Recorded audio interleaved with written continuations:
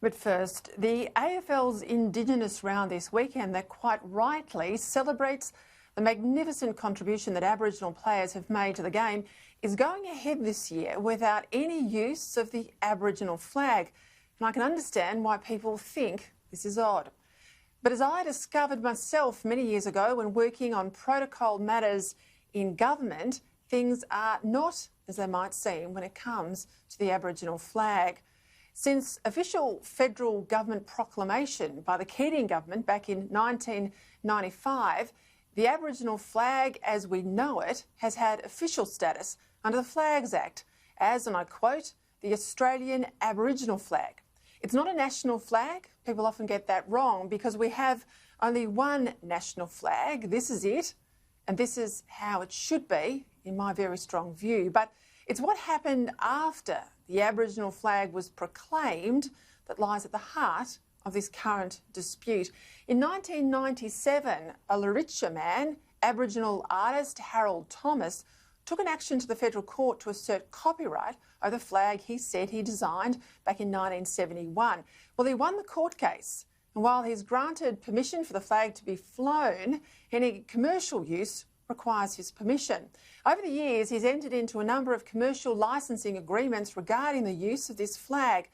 Entitlements that would have the AFL pay a licensing company to use the flag on things like footy merchandise, and Thomas, of course, getting the royalties from the licensing company. And it seems now it's one of these commercial licensing agreements, in this case with WAM Clothing, related to the weekend's Indigenous round that's caused WAM to issue a cease and desist letter and led to the flag's banishment from any official part in this year's round.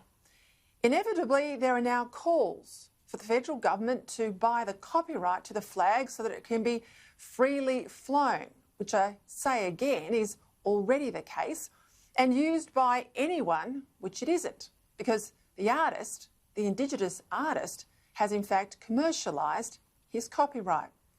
Now there's a few issues here, isn't there? Should taxpayers be forking out to buy the copyright for a flag that an Indigenous man has commercialised? Many Aboriginal people, wrongly in my view, but passionately nonetheless, argue that their country has been stolen from them. How can we be sure that they won't see any government acquisition of their flag as just another expropriation of what's theirs? And if taxpayers buy the Aboriginal flag, won't this just be then used as an argument to make it a national flag, not just an official flag, but a national flag, with all the standing of the Australian national flag? And if taxpayers bought the Aboriginal national flag off Harold Thomas, let's say then, and all the other companies he's entered into commercial relationships, they too were bought out, wouldn't that put more pressure on governments to fly the Aboriginal flag jointly with the national flag everywhere, all the time? As I've said before on this program, I've no issue with the Aboriginal flag flying high on special Indigenous days of significance, like Sorry Day or the entirety of NAIDOC week, but not all the time, because I'm strongly of the view that there's only one flag that's supposed to represent all Australians. I don't think any of this is just as simple as we're told. Just get the PM to step in and buy the flag, they say. Where important symbols are concerned, we should be very careful about change, however well-intentioned.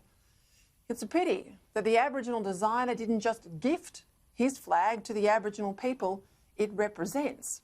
And while I'm all in favour of business doing business, it strikes me as a pity that a company is trying to profit from something that is not just a design, but a very important symbol to so many Aboriginal people.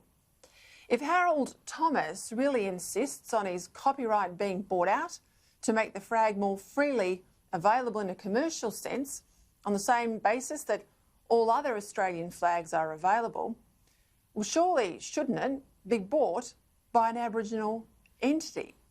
There's plenty of them, many with considerable incomes, and if Indigenous people want to be more in charge of their own destiny, taking ownership of their flag for all Aboriginal people might just be a good start.